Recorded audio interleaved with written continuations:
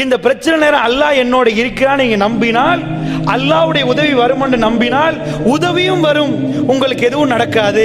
ஏன்னா மனசுதான் பயப்படுவது, மனசுதான் கவலைப்படுகிறது. அதே மனசுல நம்பிக்கை விட்டு பாருங்க, அல்லாஹ் தர போறான், நான் நல்லா வாழ போறேன், அல்லாஹ் மறுமையில் இப்படி பாக்கியம் வச்சிருக்கிறான்டா, அது கவலையே இல்லாம போயிரும், சந்தோஷமாக இருக்கும். ரசூல் ஸல்லல்லாஹு அலைஹி வஸல்லம் அவர்கள் திங்கட்கிழமை நாள் அல்லாஹ்வுடைய தூதர் ஸல்லல்லாஹு அலைஹி வஸல்லம் அவர்கள் இந்த உலகத்தில் வாழ்ந்த கடைசி திங்கட்கிழமை, இன்னொரு திங்கட்கிழமை இந்த உலகத்தை ரசூலுல்லாஹ் சந்திக்கவில்லை. அல்லாஹ்வுடைய தூதர் திரைச்சீலை அகற்றி பார்க்கிறார், மக்கள் எல்லாம் பள்ளிவாசலில் சுபஹ் தொழுகைக்காக வந்திருக்கிறார்கள். ரசூலுல்லாஹ் ஒரு புன்முறுவல் பூகிறார்.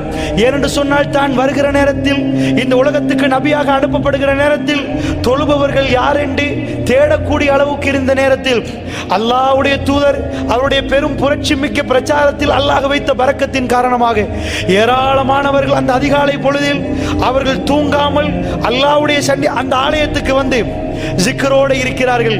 தொழுகை நடத்தப்படுகிறது. அபூபக்கர் சித்திக் அவர்கள் ரலியல்லாஹு அன்ஹு பின்னாடி வருகிறார். ரசூலுல்லாஹ் கையால் சைக்கினை பண்ணி, இல்லை எனக்கு தொழுகைக்கு வருகிற அளவுக்கு சக்தி இல்லை என்று சிரித்து விட்டு கையால் சைக்கினை பண்ணி விட்டு வந்தார்கள். அந்த நாள் காலையிலே ரசூலுல்லாஹ் பல சந்திப்பு நடத்துவார்கள். அதிலே ஒரு சந்திப்பு, ஃபாத்திமா ரலியல்லாஹு அன்ஹா அவர்கள் திங்கட்கிழமை சுபஹுக்கு பிறகு லுஹருக்கு முன்னாடி ஒரு நேரத்தில் ரசூலுல்லாவை கடைசியான சந்திப்புக்கு வருவார்கள். ஆயிஷா அம்மா அவர்கள் பக்கத்தில் இருக்க நாயகம் ஸல்லல்லாஹு அலைஹி வஸல்லம் சொல்லுவார்கள், ஆயிஷா கொஞ்சம் போங்கள் என்றுவார்கள்.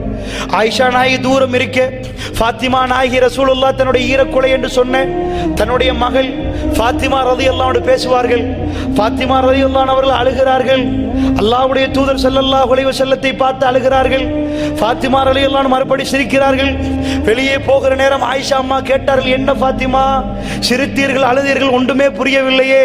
அந்த நேரத்தில் ஆயிஷா அம்மாவுக்கு ஃபாத்திமா நாய் ஒன்றும் சொல்லவில்லை.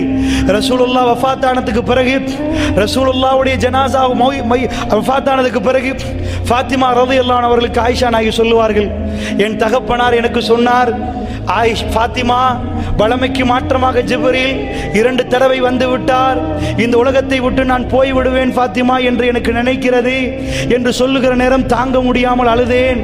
பிறகு நீதான் சொர்க்கத்திலே ராணி என்று சொன்னார்கள், எனக்கு பிறகு நீதான் என் பக்கத்திலே முதலாக வருவாய் என்று சொன்னார்கள். அதை நினைத்து சிரித்தேன். அல்லாஹ்வுடைய தூதர் ஒரு வார்த்தை சொன்னார், ஃபாத்திமா கவலைப்படாதே, இன்றைக்கு பிறகு உன்னுடைய தகப்பனுக்கு எந்த வருத்தமும் இல்லை ஃபாத்திமா. அல்லாஹ்வுடைய தூதர் கடுமையாக வருத்தனைப்பட்டார்.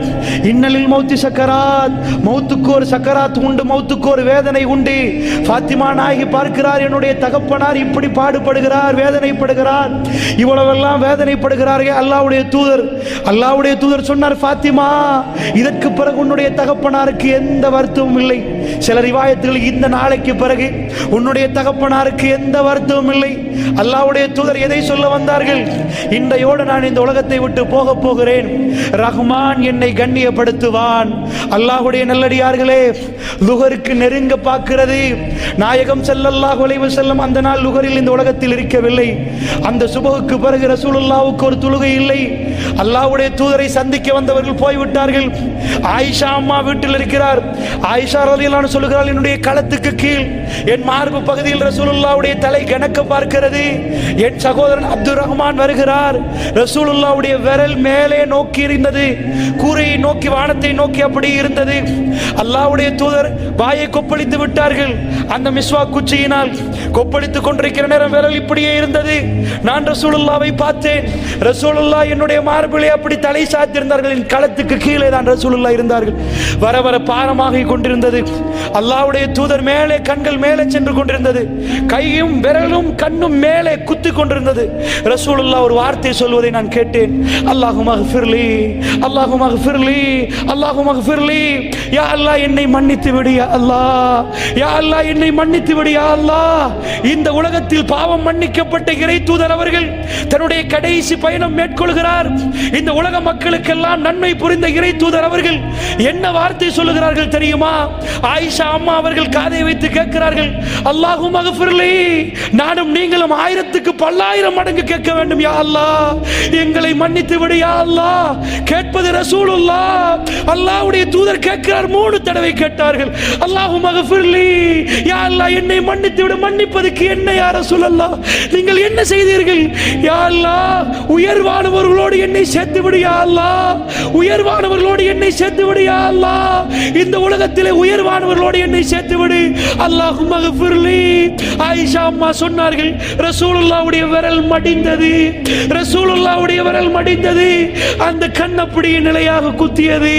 ரசூலுல்லாஹ் எங்களை விட்டு பிரிந்து விட்டார்கள், அல்லாஹ்வுடைய தூதர் மௌனமாகி விட்டார்கள். இன்னா லில்லாஹி வ இன்னா இலைஹி ராஜிஊன். ஆனால் ஆயிஷா ரலியல்லாஹு